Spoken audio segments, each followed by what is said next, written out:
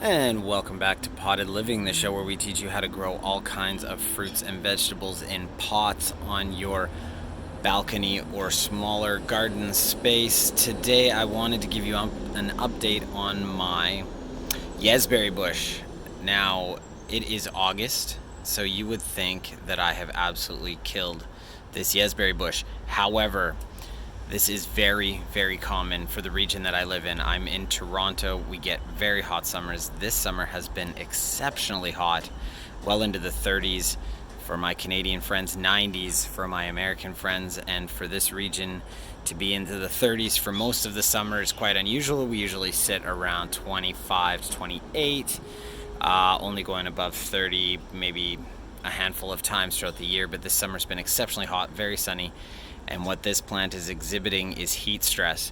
So when the Yezberry gets heat stressed, it actually goes into hibernation mode and drops all its leaves as though it is fall. Now, the reason that we can be 100% sure that this plant went into hibernation is because as the temperatures become a bit more manageable and as I move the pot back into the shade a little bit, look at what has happened. Yeah, right there. It has basically produced some new leaves. You're seeing it back there as well.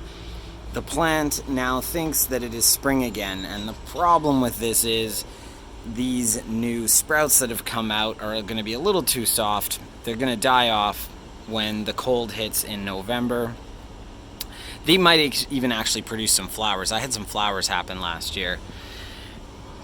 Look, note to those who want to grow Yezberries and other cooler climate plants, you are going to go through this cycle. Actually, a quick look here is my black currant, and the same deal. Few good leaves at the top, but at the bottom it's been very decimated.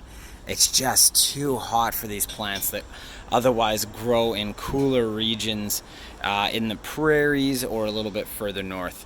But that's okay because they produce their berries early. You will most likely get your berries before it goes through this heat stress. Or as the summer's hot, you can move it into the shade or a cooler spot, maybe on the north side of your balcony. That will help. As you can see, my other Yezberry still has its leaves starting to show heat stress at the back there. But again, for those of you who think that this plant is dying, it's not. Try to avoid overwatering. This is a common thing a lot of people do. They start overwatering their Yezberry, thinking they can bring it back to life. It's not a water issue. It is just heat stress. So if you've had a very hot summer, just keep in mind that cooler summer plants will go into early hibernation to protect themselves. So just be patient, let it go through its course, and then next year it's going to come back in full force. And you'll see that in the video that I post, obviously, next summer. If you have any questions about Yezberries, please reach out in the comments section. Happy to help however I can.